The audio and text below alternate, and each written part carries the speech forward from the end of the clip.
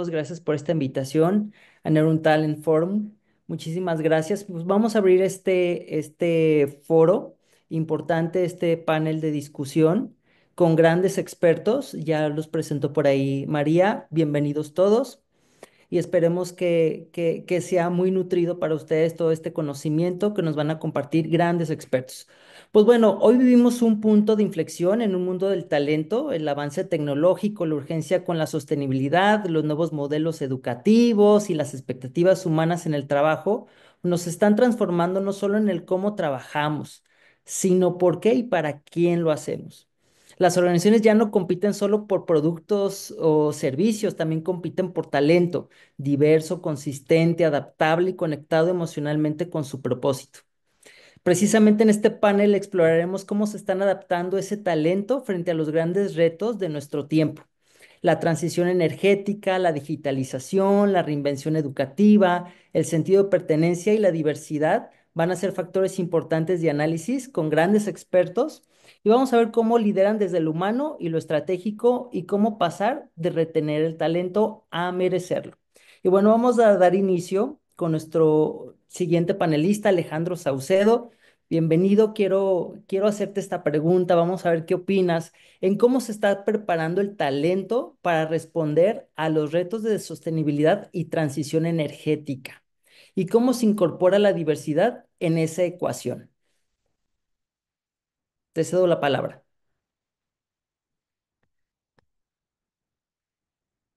Alex. Bueno, vamos a pasar a la siguiente. Alex está ahorita haciendo una conexión. Vámonos con Cecilia. Cecilia, desde tu experiencia en hospitalidad y turismo, ¿cómo se redefine la conexión emocional con el talento en industrias que dependen tanto de las personas? Adelante, Súper, Cecilia. Alejandro, muchas gracias. Gracias por la pregunta. Primero que nada, súper agradecida de estar el día de hoy hablando de recursos humanos en un tiempo tan emocionante, lo pienso así, con colegas que admiro muchísimo, aprendiendo y construyendo el conocimiento, ¿no? Creo mucho en este tipo de foros. Veo con mucha alegría que nuestra comunidad de recursos humanos se reúne cada vez más para poder estar conversando y construyendo el conocimiento en un mundo que pues es tan cambiante, ¿no? Me gustaría un poco abrir el tema para ti, para mis colegas y para la audiencia, contando que he sido muy afortunada de estar en diversas industrias, ¿no? Recientemente alguien me preguntaba por la creencia de la industria y nuestra profesión, ¿no? Y la verdad es que yo creo que recursos humanos, pues, tiene la fortuna de poder ayudar y servir a diferentes industrias. El tema, obviamente, pues, es entenderle al negocio, pero definitivamente es una fortuna que tenemos en recursos humanos, ¿no? Ahora, hablando de esta experiencia que en algún momento de mi carrera tuve en la parte de turismo y hospitalidad, me parece un tema pues sumamente interesante. Me gustaría para aquellos que están aquí en la llamada que han pertenecido o pertenecen actualmente a esa industria, pues sabemos que es una industria 100% retada, que se dedica a construir experiencias y que la dependencia a las personas pues es aún mayor que en otras industrias, ¿no? Yo siempre digo que he visto miles de planes de negocio, ver cómo ocurren o no ocurren en base a tener a las personas, ¿no? Todos nuestros negocios tienen la importancia de depender de las personas y pues de ahí nuestra profesión, pero particularmente hospitalidad, al dedicarse a un tema de experiencias, pues depende mucho más de este factor, ¿no? Y prácticamente, si nos vamos como a pensar, oye, Ceci, ¿cuál es un número de rotación que tiene la industria? Pues es un 80%, ¿no? Es la rotación que tiene y que esta industria representa. Y ya con eso te pones a pensar, ¿no? Como, ok, qué reto tan grande, porque al final construir experiencias, pues sí depende mucho de qué tanto esas personas saben hacer su trabajo en el día a día, ¿no? Entonces, cuando también te pones a pensar por curiosidad, oye, la tasa de suicidios, ¿en qué industrias es donde más se da? Pues resulta que hospitalidad y turismo es una de las industrias en donde más índice de suicidios hay también, ¿no? Entonces, y así podría irme encaminando a dar muchísimos retos que tiene la propia industria y el cómo nosotros desde recursos humanos, pues obviamente podemos ayudar e influir a que estas industrias tomen un norte, ¿no? Entonces yo diría la parte unos minutos más y les comparto como el ejemplo concreto, ¿no? Pero pues uno de los primeros temas que pareciera obvio, pero es muy relevante, es la parte de integridad, ¿no? Recursos humanos tiene el rol de influir al liderazgo y al negocio en gobernar y en liderar a través de la integridad, ¿no? Que a la gente se le pague lo que le corresponde, eh, que sea tratada de la forma en que tratas a tu cliente, ¿no? El liderazgo se vuelve un factor impresionante, ¿no? Tu líder es quien te ayuda a ejecutar esa estrategia y quien te ayuda a que el día a día para tus colaboradores pues sea un día importante, ¿no? Y luego, y con esto cierro, finalmente hay un tema muy importante en la industria de la hospitalidad que es mapear como todos estos momentos y estas experiencias. No solamente es para la hospitalidad y el turismo, ¿no?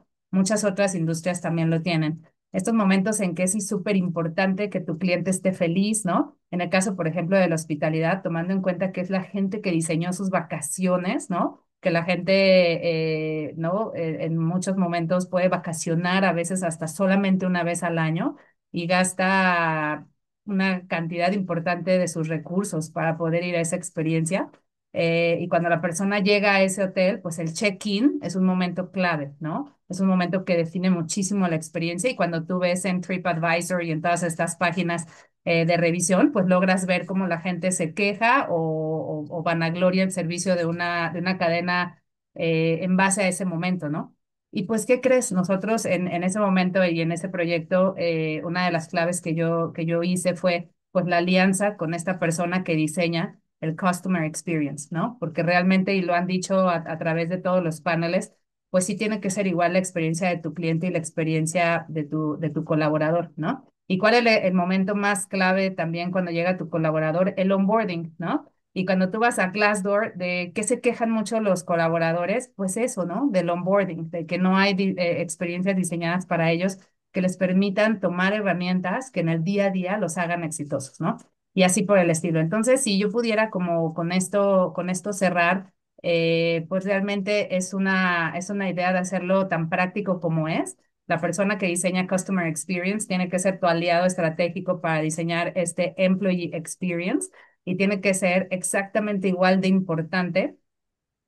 Y sugeriría que no normalicemos este 80% de rotación, ¿no? Hay mucho que hacer, hay mucho trabajo todavía que hacer para que esta industria pues tenga más influencia de nosotros como profesionales de recursos humanos.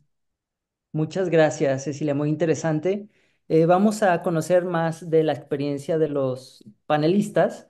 Y bueno, Badia, ¿cómo podemos dejar de hablar de retener talento y empezar a hablar de merecer su permanencia? Pues bueno, primero, hola a todos. Veo que se le están pasando muy bien. Entonces, este es un tema que le estuve dando varias vueltas. Creo que es por fin evolucionar un poquito en el área de people. Creo que para dejar de hablar de retener talento y empezar a hablar de merecer su pertenencia, lo primero que tenemos que hacer es cuestionar desde dónde venimos a hablar. La palabra retener viene de un lugar de miedo, ¿no? De control, de escasez, como si las personas fueran activos que no queremos dejar escapar y si no cerramos bien la puerta, ¿no? Pero la realidad es que nadie quiere ser retenido. La gente quiere elegir quedarse. Quedarse porque encuentra propósito, porque siente desarrollo, porque siente conexión y no porque no le queda de otra. Entonces, ¿cómo empezamos a merecer su pertenencia? Primero entendiendo que el talento no se fideliza con perks o con beneficios cool. No se queda por la mesa de ping pong o porque el viernes se puede ir más temprano. Se queda por cómo lo haces sentir cada día, por cómo lo escuchas, lo reconoces, lo retas, lo haces crecer. Eso es lo que marca la diferencia. Merecer su pertenencia significa pasar de diseñar procesos a diseñar experiencias. No se trata de tener el plan el plan de carrera, ¿no? En un PDF, sino que las personas neta, neta, neta, vivan el desarrollo y no que sea una leyenda urbana, de que vengan y que tengan conversaciones significativas con sus líderes, de que vean que su trabajo impacta, que tiene un legado, que la cultura que les vendimos cuando los reclutamos existe de verdad. También significa dejar de asumir que la gente se queda por miedo a irse. Hoy las personas se van cuando ya no sienten esa pertenencia. Y, y eso no lo arreglas con un aumento de sueldo. Las contraofertas famosas que yo, bueno, ese sería un gran tema de discusión, pero para mí las contraofertas es un parche que te dura aproximadamente 6 meses. Pero en realidad se arregla esto con coherencia, coherencia entre lo que decimos y lo que hacemos, entre lo que predicamos de la cultura y lo que en realidad sucede en las salas de juntas, ¿no?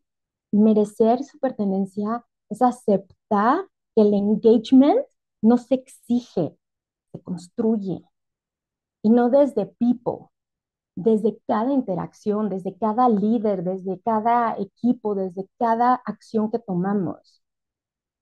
Cultura al final no es lo que people hace, sino es cómo la gente se comporta cuando yo les doy la espalda, cuando yo no estoy ahí presente, ¿no? Necesitamos líderes que inspiren, no que retengan. Líderes que den razones reales para quedarse, que sería desarrollo, claridad, autonomía. Y un entorno en donde no se tenga que negociar el respeto. Y por último, tenemos que dejar de ver la permanencia como antiguamente era, aquí me voy a jubilar, ¿no? Como algo eterno. Las personas ya no se quedan 10 años, ya eso ya pasó de moda. Y está bien, está bien. Merecer su pertenencia también es saber dejar ir. Y es que vayan agradecidos y no agotados, que salgan diciendo, si salen de la empresa, ¿no? Ahí crecí, ahí me escucharon, me trataron bien y me costó uno y la mitad del otro tomar la decisión de ir al siguiente capítulo, ¿no? Esa es la mejor marca empleadora que puedes tener. Entonces, pues sí, así es. Dejemos de hablar de retener, retener es forzar, merecer es inspirar. Y las personas hoy no se quedan por obligación, se quedan cuando encuentran un lugar que los ve, que los reta, que los respeta. Y ahí es cuando todos ganamos, porque no se trata de encerrar el talento, se trata de construir un lugar al que quieres ir todos los lunes y no te da una fiaca de aquellas por ser domingo. Y espero que esto haya englobado un poquito hacia dónde nos tenemos que mover como empresas, ¿no? A cambiar ese mindset, pero todo empieza desde aquí. Ahorita mi amiguísima Ceci platicaba de números, ¿no? De 80% de rotación. También retail ahí se va a penales en 120 y te va ganando por un poquito. Eh, y es- son cuestiones del sector y se tiene que entender.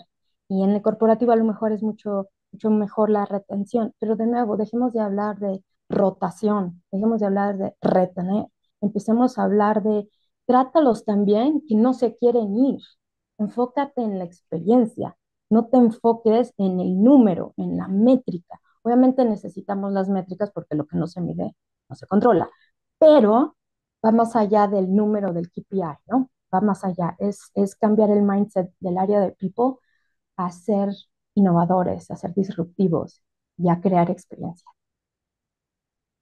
Me quedo con esto de merecer es inspirar. Muy padre. Muchas gracias, Badia.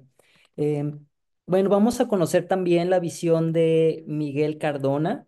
Miguel, ¿cómo pueden actualizarse los modelos educativos y aplicarse eficazmente en respuesta a la evolución acelerada de tendencias y avances tecnológicos?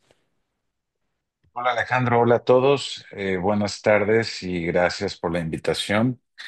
Con mucho gusto. Yo creo que la palabra clave que debe tener la educación para adaptarse a los cambios laborales y tecnológicos es co-creación, donde las universidades de manera proactiva busquemos a las empresas como socios formadores, no solo para diseñar las materias o diseñar los contenidos temáticos, sino también para favorecer esas experiencias inmersivas que al menos en Tech Milenio se llaman estancias empresariales.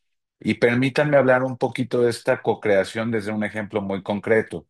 Nosotros como universidad estamos estrenando este año un nuevo modelo educativo en nuestras carreras universitarias que se llama MAPS y que es el primer modelo educativo basado 100% en certificados de competencias. Dentro de estos certificados, tenemos la figura de co-creación con empresas participando directamente en el diseño de los retos que están dentro de estos certificados.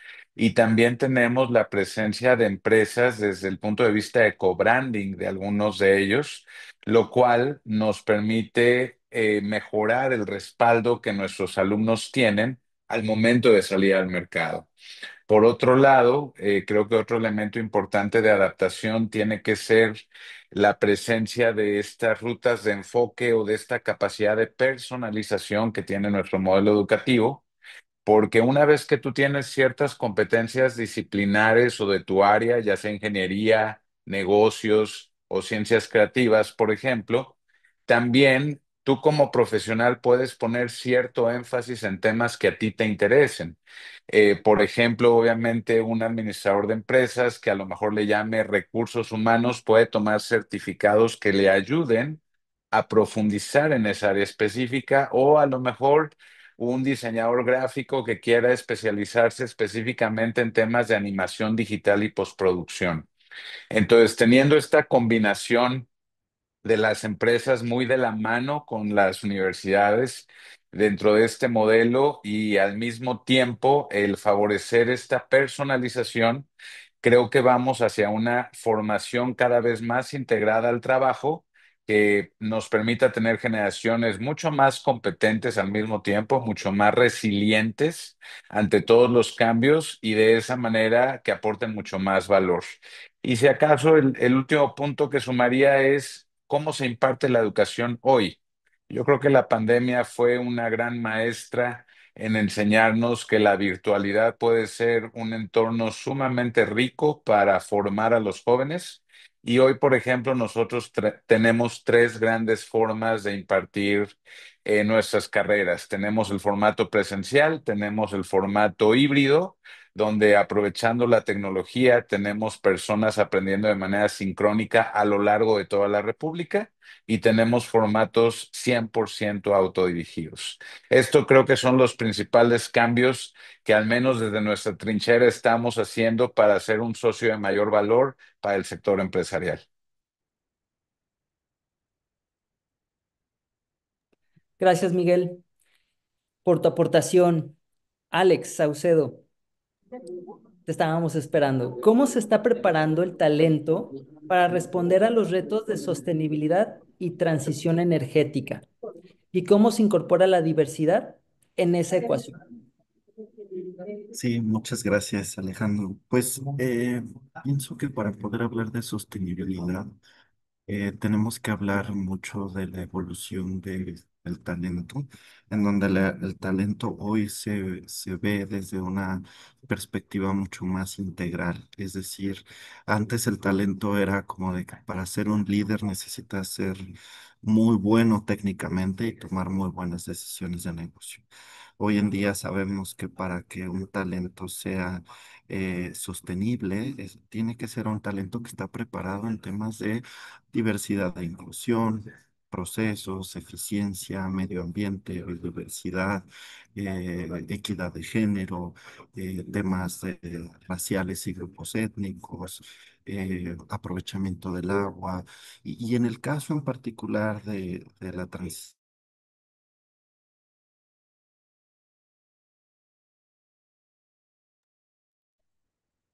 Alex, no te escuchamos. No sé si por ahí.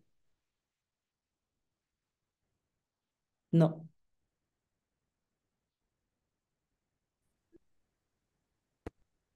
ahí, Sí, sí, ahí me oyen, sí, perfecto. adelante.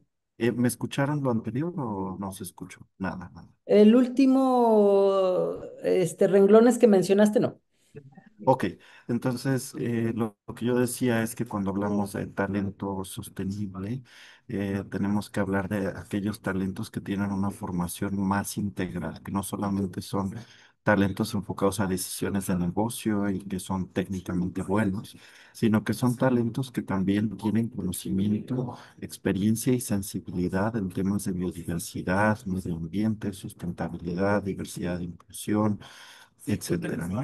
Y en particular en transición energética hay un concepto que a mí me gusta mucho que habla sobre el acceso justo a la energía. Y cuando hablamos de acceso justo a la energía, nos referimos a el poder garantizar que todas las personas, sin importar su ubicación geográfica y su nivel socioeconómico, género o condición social, puedan accesar hacia una energía que sea asequible, confiable, sostenible y moderna, ¿no? Entonces, cuando hoy hablamos de talento dentro del sector energético, tenemos que pensar en un talento que toma en cuenta todas estas variables y que no solamente es alguien que va a ser un buen ingeniero, va a ser un buen comerciante o un buen trader de energía, sino que también va a ser alguien que tiene que tomar en cuenta todos estos elementos para poder lograr la sostenibilidad dentro de la industria energética. Un poco lo pensaba como ejemplo desde la parte de procurement o compras.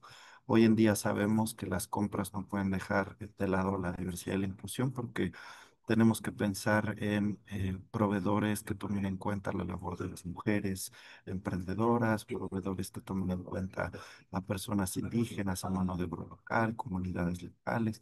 Entonces, hoy creo que el enfoque del talento tiene que ser mucho más integral y mucho más sensible hacia todas las necesidades sociales, económicas, políticas y de equidad de todas las características de poblaciones subrepresentadas. Excelente, Alex. Vamos a cerrar este primer bloque recapitulando un poquito estos cuatro ángulos fundamentales sobre cómo el talento enfrenta el presente y se prepara para el futuro, ¿no? Cómo lo que bien mencionaba Alejandro, cómo la sostenibilidad y diversidad ya no son opcionales, sino parte central de las competencias claves del talento. También hemos escuchado cómo industrias como la hospitalidad y el turismo están rehumanizando sus entornos laborales desde la conexión emocional, también el cuidado de la salud, cómo podemos también cambiar la narrativa de retención por la de relación merecida con el talento. Y bueno, también hablar de los nuevos esquemas educativos, de cómo están transformando a este ritmo del cambio y correr riesgos de quedarse irrelevante, ¿no? En conjunto nos invita a repensar en la gestión del talento como una conversación viva entre propósito, contexto y evolución. Vamos a escuchar más de ustedes y pasamos con Cecilia Aro. ¿Qué legado quisiera dejar en el mundo del talento y qué te hubiera gustado que alguien te dijera al iniciar tu carrera en recursos humanos?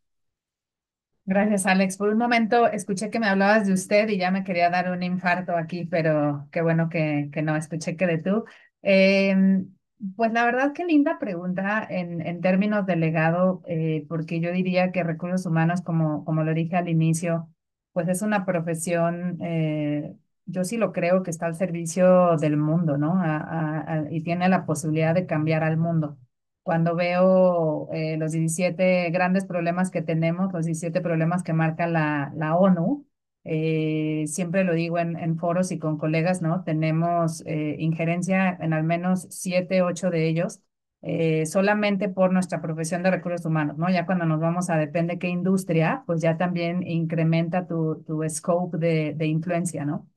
Eh, yo lo digo de esta manera y es si un hada hoy viniera conmigo y me diera la posibilidad de pedir un deseo que fuera mi legado, sería pues despertar a los líderes para darnos cuenta que esto, recursos humanos es una función muy importante como para que sea solo de una persona o de un equipo, ¿no? Recursos humanos es una profesión de grupo, entonces me gustaría mucho despertar a estos líderes que de pronto veo todavía que llaman a recursos humanos como para solucionar. Lo comparo mucho con amigos míos que tienen hoy hijos que tienen que ir al psicólogo y el psicólogo les dice, pues empieza la terapia tú primero y a lo mejor tu hijo ni siquiera la necesita, ¿no? Entonces, a mí me encantaría eso, me encantaría poder dejar ese legado de despertar a líderes a comprender el impacto que tienen en las organizaciones, en las familias y en los ecosistemas. Y en la parte de qué consejo me hubiera gustado, la verdad es que pensé mucho esta pregunta de no decirla muy centrada en mí, porque al final yo qué importo, ¿no? Sino que pueda ayudar a nuevas generaciones a entender un poco más de este tema. Pero a mí sí me hubiera gustado, la voy a contestar en estos dos aspectos, me hubiera encantado que me dijeran que yo necesitaba entender negocios más pronto de lo que los entendí. O sea, a lo largo de mi carrera como que me fui encontrando mentores, colegas y gurús que me dijeron, Ceci, entiéndele más al negocio, pero me hubiera gustado tenerlo como mucho más consciente o haber despertado antes ante esa realidad. También me hubiera encantado que me dijeran esta parte de construir relaciones y comunidades de recursos humanos y el buscarme mentores que me ayudaran a muy temprana edad, ¿no? Entonces, yo voy a la comunidad de recursos humanos que va iniciando, les digo lo mismo, o sea, el conocimiento se construye hoy día en grupos, ¿no? No estamos solos. HR es una función muy importante como para ser solo de una persona o de un grupo. Necesitamos hablar, necesitamos conectar y necesitamos construir esas relaciones, no solamente entre nosotros, recursos humanos, pero sino también, pues, con los negocios, con nuestros líderes, con nuestros financieros, con nuestra gente de sistemas, con todo este tema de artificial intelligence, etcétera, ¿no? Necesitamos hablar y representar y construir el conocimiento juntos, pues para poder hacer un impacto pues real, ¿no? Y la buena noticia es eso, ¿no? Que tenemos la posibilidad de impactar al mundo, de cambiar al mundo y de impactar en, ¿no? Más del 50% de los problemas que aquejan al planeta. Entonces, eso diría Alex. No, muy valioso y viene más desde lo personal, ¿no? Y qué valioso construir el conocimiento, me quedo con eso, construir el conocimiento en grupo, ¿no? Y construirlo juntos. Súper padre. Bien, Badia, si volvieras a liderar un área de talento hoy, ¿cuál sería la primera decisión que tomarías diferente a como lo hiciste antes? Ok. Am, a ti te hablaron, tú crees que te hablaban de usted, amiga, pero a mí ya me pueden empezar a hablar de usted por los años que llevo en este relajo, pero, y me ofendo si lo hacen, así que no lo hagan. Pero creo que a través de todos estos años que he estado en el área, eh, soy de las que sí aprende, entonces sí he hecho cambios a través del tiempo y sí hay cosas que han sido mi esencia y lo que es mi brandeo, llamémoslo así. Entonces, déjenme les platico qué pensaría yo que haría diferente. Si volviera a liderar el área de people, hoy la primera decisión que tomaría diferente sería dejar de intentar complacer a todos. Y déjenme les doy un poquito de contexto, ¿ok? Pero suena simple, pero fue una lección profunda, una que me costó años, desgaste emocional y muchísimas reuniones de alineación. Cuando empecé a liderar, sentía que mi rol como responsable de People era ser la figura conciliadora, la que escucha a todos, media entre todas las áreas, construye soluciones para cada necesidad y quedaba yo bien con todos. Quería ser la niña popular, ¿no? Quería que People fuera vista como la aliada, como el soporte, como el área que ayuda. Y sin darme cuenta, eh, entré en una lógica donde el éxito se medía por cuántos me decían, qué bien, gracias, People, kudos, dos, two thumbs up, y no por cuánto había yo transformado o cuánto había yo impactado. Y ojo, no está mal colaborar, ¿no? Evidentemente sí es parte de lo que hacemos y sí es parte de adaptarnos, no está mal adaptarse, pero cuando el objetivo se convierte en complacer, la estrategia vale Mauser y cambias prioridades a cada rato y haces soluciones parche y vives de los bomberazos y terminas diseñando iniciativas que no incomodan a nadie, pero tampoco cambian nada. Entonces, el equipo se cansa, yo me frustro, y el negocio al final sigue igual. Eso sí, pero hiciste la fiesta de Navidad que se llevó las palmas. Yo siempre he incomodado, ¿ok? Y ese es mi estilo, ese es mi brand. Y eso ha sido y ha traído grandes cambios en algunas empresas, pero me costó tiempo poder darme cuenta de que aún buscando retar e incomodar y ser disruptiva, yo no quitaba el dedo del renglón de seguir complaciendo a media humanidad. Y perdón, pues para complacer a todos mejor vendo helados, ¿no? Es así, todo el mundo sale contento. Yo hoy tengo claro que no estoy aquí o que no estoy en la empresa o en el negocio para caer bien. Digo, no soy para ser un villano, pero estoy aquí para generar impacto. Soy ese business partner que comentaba Ceci, ¿no? Es despertar a estos líderes para que entiendan el rol que jugamos. Y eso implica decisiones difíciles. Eso implica decir que no. Eso implica incomodar sin sentimientos de culpa para uno, ¿no? Implica sostener conversaciones con evidencia, no con el afán de que no se moleste, sino de set your ground, ¿no? De traer la información. Aprendí que el respeto profesional no viene de la diplomacia, viene de la coherencia. Y muchas veces la mejor forma de servir al negocio es ser incómodo, porque cuando People se convierte en las relaciones públicas internas, pues pierde poder transformador, ¿no? Así que sí, si yo volviera a empezar o en una nueva empresa, mi primera decisión sería no buscar aprobación, sino claridad. No liderar para complacer, sino para construir y aceptar el verdadero reconocimiento. No viene de los aplausos, viene del cambio que se queda después de que yo me fui. Así lo veo. Entonces, con gran retrospectiva, creo que eso es lo que haría yo diferente. Pues una gran reflexión, ¿no? Nos quedamos en dejar de complacer a todos, crear marca, impacto, retar y ser disruptivos y sobre todo liderar para construir. Súper valioso, Badia. Pasemos a conocer un poquito más. Miguel, cuéntanos cómo la IA y herramientas como ChatGPT han venido a transformar la educación en las universidades. Con gusto, Alejandro. Pues mira, yo creo que ha sido un gran cambio favorable una vez que entendemos que la inteligencia artificial en todas sus marcas y posibilidades es una herramienta, no un reemplazo.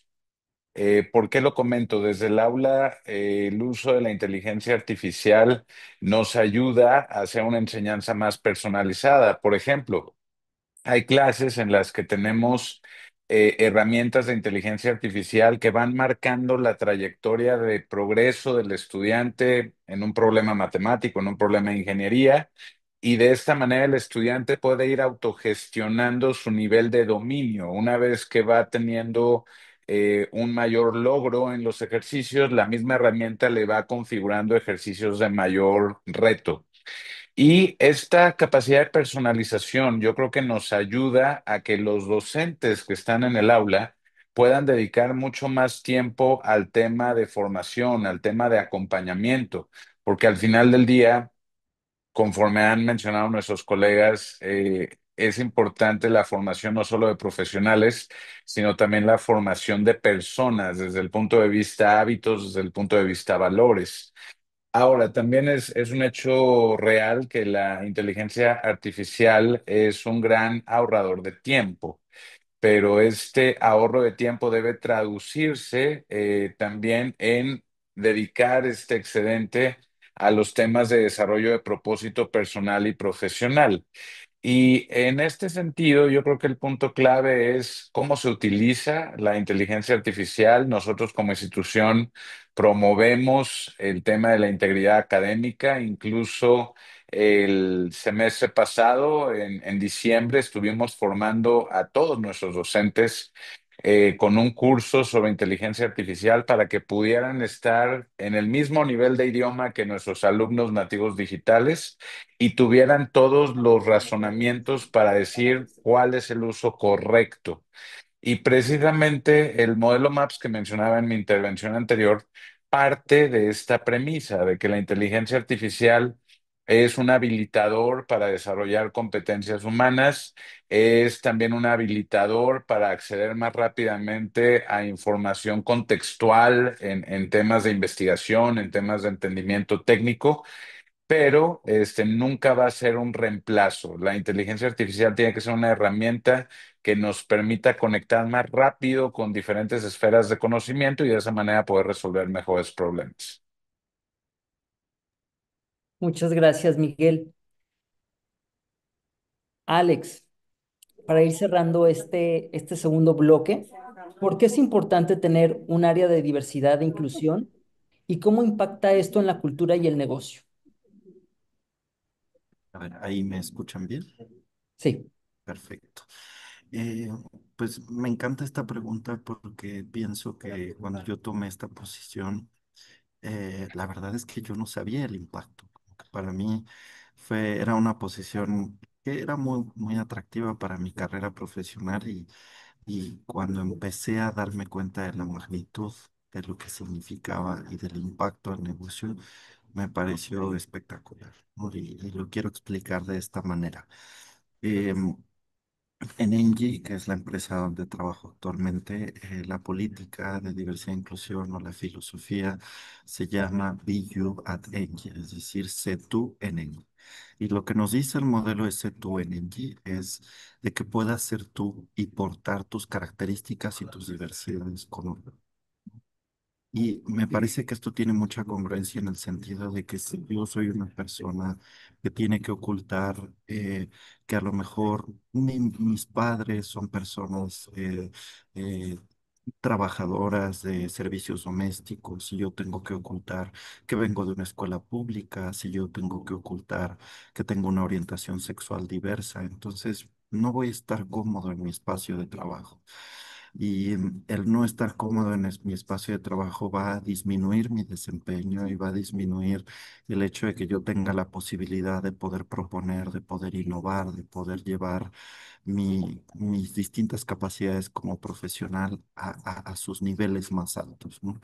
Entonces, ¿cómo la diversidad e inclusión impacta de una manera tan positiva en las personas que cuando nos encontramos con empresas diversas se ha comprobado que los resultados económicos y financieros incrementan, que los índices de innovación de las compañías diversas también incrementan y que finalmente, las empresas, su activo más valioso es las personas.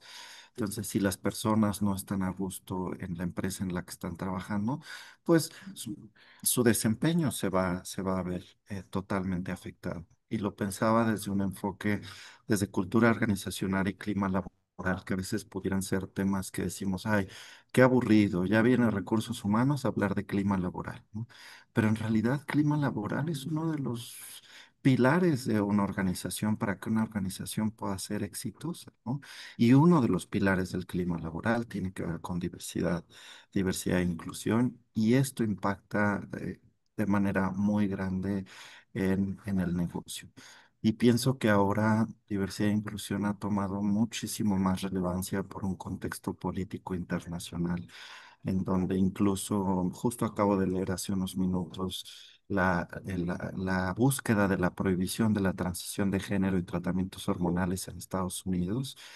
Y sin embargo, tienes compañías que incluso están preocupándose por tener seguros médicos que puedan apoyar en la transición hormonal y transición también quirúrgica hacia otro género.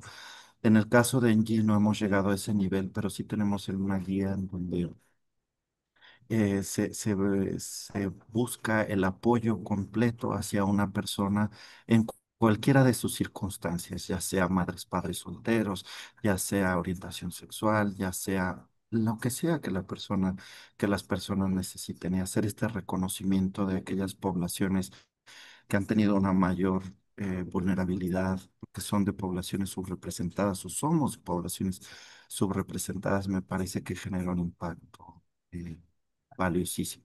Entonces, eh, como les comentaba un inicio, cuando yo tomé esta posición, no dimensionaba el impacto tan grande y es un impacto, un negocio muy grande y es un impacto muy lindo a las personas que me parece que transforma por completo nuestra manera de ser, de ver, de estar y de trabajar en nuestro día a día. Gracias, Alex. Pues sí, pues definitivamente espacios inclusivos y seguros impacta positivamente al clima organizacional. Y bueno, con esto estamos cerrando esta segunda ronda con nuestros panelistas. Nos han regalado unas miradas más personales, más profundas, más estratégicas, más introspectivas. Y bueno, pues como bien lo comenta Alejandro, la diversidad no solo impacta la cultura, sino transforma el negocio. Nos han hablado también del legado del talento, no se mide en cargos, sino en el impacto humano y transformación. La experiencia es maestra. Muchas decisiones de hoy se tomarían diferente porque aprendimos con la práctica y de una manera colectiva. También cómo las herramientas de inteligencia artificial no están reemplazando la educación, sino la están expandiendo, democratizando y enfocándolos con ciertos reglamentos. Este panel nos recuerda que el liderazgo del talento no es un rol, sino una evolución constante. Y bueno, escuchándolos un poco, para ir ya cerrando este panel, ¿qué nos pueden compartir brevemente? ¿Alguna conclusión, mensaje final por cada uno? Podemos comenzar contigo, Alex. Sí, muchas gracias.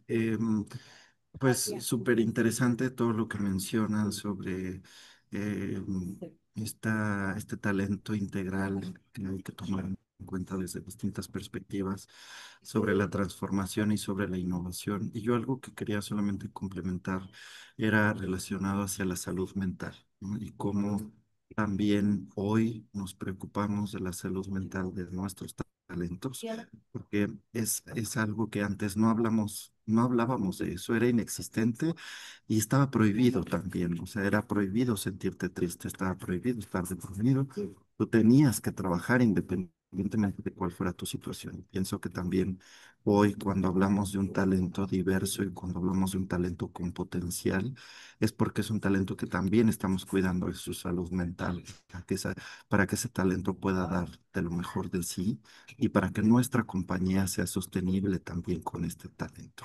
Complementando un poco lo que hablaban sobre la retención y sobre el interés y el compromiso, pienso que esto también tiene que ver con las estrategias de poder lograr que una persona que tiene un gran talento permanezca con nosotros, si nosotros también le regresamos a esa persona ese cuidado y ese interés, más allá de lo que produce y de lo que genera, sino también de lo que representa para la organización dentro de su calidad humana.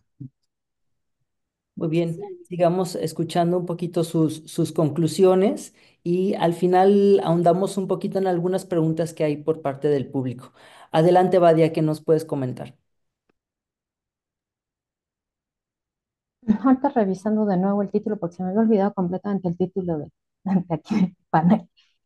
Y viendo justamente hablando de lo que es adaptación, ¿no? Adaptación y liderazgo en el mundo cambiante que vive.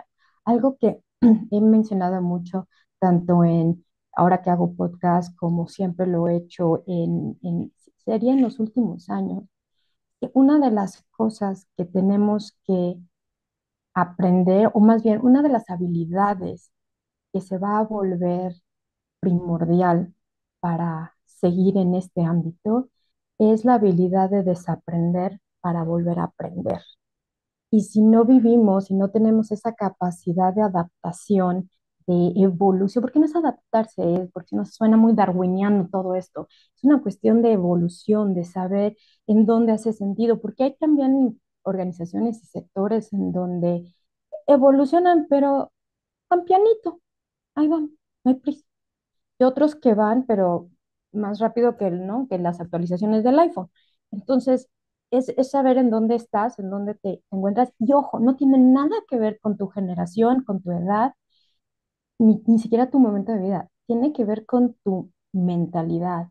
Yo he tenido la fortuna de conocer líderes, de estar reportándole a líderes que dirías tú, no, pues ya el señor ya tiene 60 y muchos, güey, no, pues, tu abuelito. No, son más Gen Z que mis hijos. súper abiertos al cambio, súper tirados para adelante, de vamos a intentarlo. Y sin embargo, conozco Gen Zs que podrían ser mi abuelo, porque es una cautela, es un miedo, es un no querer exponer. Entonces no tiene nada que ver ni con edad, ni con momento, ni con nada. Tiene que ver con un mindset. Y si logramos tener estas habilidades, esta habilidad cognitiva, esta habilidad de análisis de datos, de utilizar la información que ahora la inteligencia artificial nos está brindando en minutos, cuando antes eran días, poder Mm. tener esta data y utilizarla a nuestro favor para tomar mejores decisiones como negocio de adaptabilidad, de cambio, creo que eso es la clave, ¿no? Para el éxito, para poderte, eh, poder impactar y poder dejar ese legado del que hablábamos al principio y de poder entender que como área de people, lo que venimos a hacer es hacer, yo siempre digo que yo soy la mano izquierda del CEO, la derecha es CFO, ¿por qué? Porque esa es la que te llega a la cartera, es la más rápida, pero la izquierda, y por eso tenemos el anillo del matrimonio ahí, es porque le que va el corazón. Entonces nosotros lidiamos también con gente, entonces tenemos que tener eso, pero somos la mano izquierda de él. Tenemos ese poder de decisión y de influencia. Entonces aprendamos a utilizarlo y a evolucionar en este mundo que el que no evoluciona se muere. Gracias, Badia. Miguel, ¿qué nos puedes comentar en tus conclusiones? Claro, de lo que mencionaba Varia, de que el que no se adapta se muere, digo yo, aquí tomaba una nota, el liderazgo en este mundo cambiante viene de la capacidad de reinvención. Y nosotros desde el sector educativo, a nivel institucional, hablamos siempre de una cultura aprendedora, una cultura que siempre está buscando herramientas, no solo para resolver mejores problemas, sino también para vivir con propósito tu carrera profesional. Y yo creo que a modo de conclusión, si vamos a co-crear mejores personas, mejores profesionales, creo que podemos invitar a las organizaciones a que se acerquen a todas las instituciones educativas y que podamos plantear estas preguntas. ¿Cómo podemos atender mejor los retos de talento? ¿Cómo podemos atender mejor los retos de manufactura, los retos de innovación?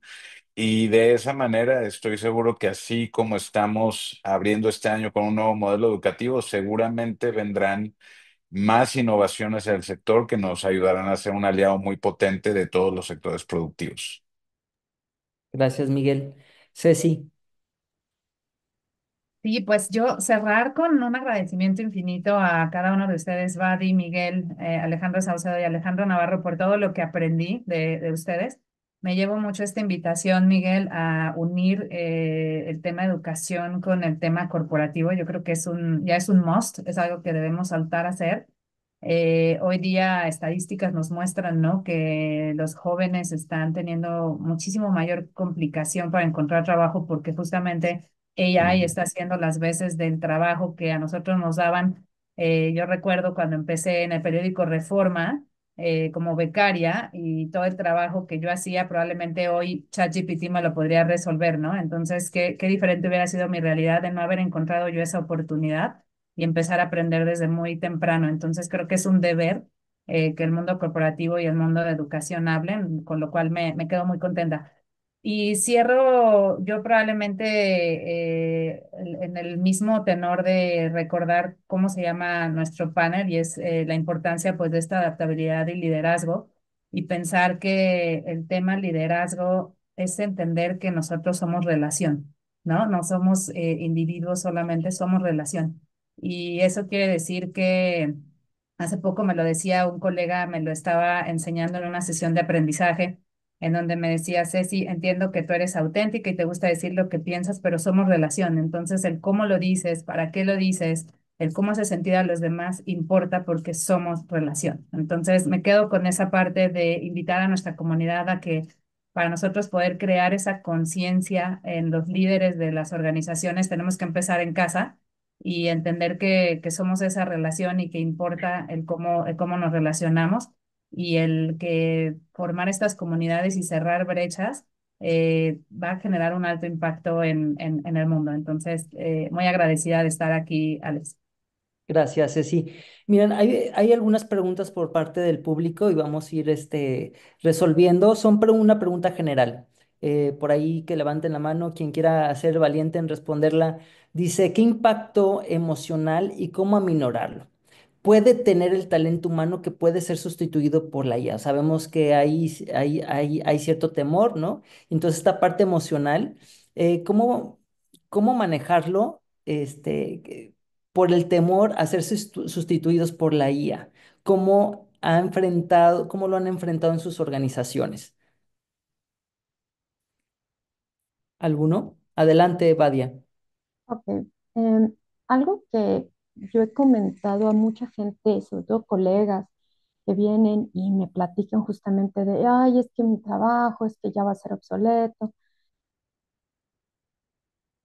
Le digo, todo depende cómo quieras que sea tu trabajo. Yo creo que tú te puedes, como área, como persona, como rol, reinventar, ¿no? Y no hacerlo obsoleto. Pero para mí el área de inteligencia artificial es mi asistente en esteroides y no me cuesta. Además, entonces, lo que antes me tomaba 3 días de hacer el análisis de los KPIs y lo saco ahora en 2, 3, 4 clics, ¿no? Y en 20 minutos, pum, pum, y hasta presentación, hasta el speech si quiero. Entonces, es eso, es la manera de agilizar la talacha, la manera de hacer que la data, porque eso sí, estamos bañados de data, bañados, pero la persona que sepa qué hacer con esa data, ese es el que va a ganar. No es el que tenga la más data, sino el que tenga la data y sepa qué hacer con ella y aplicarla a tu negocio en su momento porque se necesita. Entonces, yo no me siento, ¿cómo se le dice? Threatened, se me ¿Amenazada? fue la palabra, amenazada, muchas Amenazada. gracias. Ujú. Amenazada al contrario, para mí es mi aliado y es la manera de utilizar. Ahora, hay que saberlo utilizar.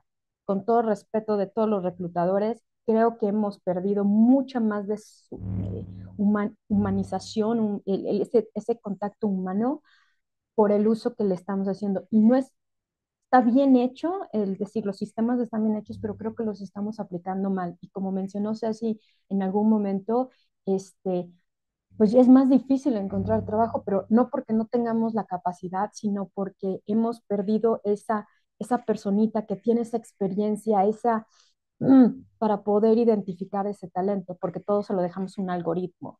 Y el algoritmo, pues, es binario, hace clic o no hace clic, así de simple, ¿no? Entonces creo que hemos perdido mucho talento justamente por querer ser cool y utilizar el sistema y creo que también hay que saberlo utilizar.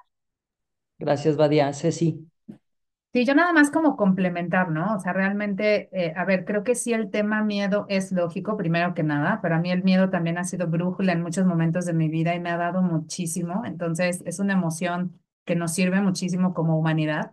Yo invitaría a la gente que hoy todavía tiene miedo a que se convierta en entusiasmo, porque la realidad nos va a alcanzar, ¿no? Y solo les quiero como compartir unas pequeñas como estadísticas, ¿no? Que me daban el otro día de ¿cuánto tardó el teléfono en tener 50 millones de usuarios? Tardó 75 años. Facebook tardó 3.5 años y ChatGPT tardó 5 días. Entonces, ese es el mundo y esa es la velocidad con la que nos estamos moviendo. Artificial Intelligence no es una moda, sí llegó para quedarse en mi perspectiva y a las inversiones que estoy viendo a nivel mundial, a la forma en cómo estamos operándola, a incluso al hablar de soberanía de Artificial Intelligence, porque hoy vemos que China y Estados Unidos son los que están ganando ese juego y Europa está mirando para ver cómo le pone reglas a un tablero que está avanzando a una velocidad que nunca hemos visto. Entonces, yo lo que diría es normal, todas las emociones caben, pero aquellas personas que hoy todavía tengan miedo, láncense, es decir, piensen que todos los días deberían de estar utilizando al menos una herramienta de AI. Y esta es muy fácil, o sea, creo que hay mucha gente que incluso ya lo está usando, pero no sabe qué es AI, pero ya hoy lo estamos utilizando. Entonces, invitaría mucho a la audiencia y a ese tema a que tenemos que practicar y tenemos que estar cometiendo errores, iteraciones e implementándolo en las organizaciones, porque otra vez, hoy todavía estamos hablando de este FOMO, ¿no? De este fear of missing out, de que no la tengo, si la tengo, en qué parte uso artificial intelligence. Pero a la velocidad que va avanzando, lo que yo veo que va a ocurrir es que pasado mañana sí se va a convertir en un componente esencial para bajar tu costo y ganar o perder un cliente. Entonces, creo que por ahí iría como mi complemento a la respuesta de Val. Gracias, Ceci. Una última pregunta, esta va para Alejandro. ¿Cómo se equilibra la búsqueda de alto rendimiento con la necesidad de construir culturas seguras psicológicamente? Ah, ¿ahí me escuchan? Sí, Es una pregunta buenísima y les quiero compartir mi experiencia porque en Engine hace un par de años empezamos con la meta de llegar al 50% de mujeres y sorprendentemente llegamos de un 26 a un 40% en 3 años, que en una empresa de energía es un logro gigantesco. Pero como todo en la vida, tiene sus precios. El precio que nosotros pagamos es que había muchos cuestionamientos de que efectivamente estábamos contratando mujeres por contratar, pero que no necesariamente eran mujeres talentosas, ¿no? Entonces, algo que nosotros tuvimos que trabajar mucho es en primero argumentar que el hecho de que contratáramos mujeres no significaba que estábamos contratando mujeres sin talento o con mal desempeño. Simplemente estábamos dando prioridad a aquellas mujeres que tuvieran las mismas capacidades de los hombres en los procesos de selección, ¿no? Y en algún momento incluso se llegó a cuestionar de que no, que tal persona se contrató y no tenía talento. Bueno, sí, también hemos contratado hombres que no han tenido talento, ¿no? Y ese es parte del proceso, pero lo que pasa es que esto ahora tiene tanta visibilidad que, pues, claro que genera mayor cuestionamiento. Entonces, ¿cómo podemos asegurar esta diversidad? Pues es sí con un cumplimiento de cuotas, pero no dejando de lado la rigurosidad de los procesos de selección, las expectativas de las capacidades técnicas, que las personas, independientemente de sus características, tienen que cumplir con los perfiles del puesto y que no son vacantes afirmativas simplemente por cumplir la cuota, sino que es una vacante afirmativa, pero que además debe de cumplir con el perfil y eso lo hace doblemente difícil, ¿no? Entonces sí. Claro que es difícil lograr esta diversidad que a su vez tenga una seguridad psicológica y que a su vez sean buenas contrataciones y no genere una insatisfacción por parte de los colaboradores. Es un reto gigante, pero es parte de la transición y a veces, como decía Badia hace ratito, de que le gusta incomodar y que es parte de su branding. Pues pienso que la diversidad es parte de su propio branding, es incomodar y a veces en el camino, pues claro, no todo es perfecto, pero se va buscando los balances y se va buscando no descuidar a las personas de adentro, pero a la vez buscar las metas, pero a la vez mantener la seguridad psicológica, pero a la vez buscar la diversidad. Y pues fácil no es, ¿no? Pero de que se puede, se puede. gracias, Alex. Pues vamos cerrando este panel, no sin antes agradecer a cada uno de nuestros panelistas por compartir no solo ideas, sino convicciones. Y gracias a ustedes por ser parte de esta conversación que más que de recursos humanos, pues es de evolución humana y más en este tema de liderazgo, adaptabilidad, hacia el futuro. Muchísimas gracias a todos ustedes y a todos los participantes.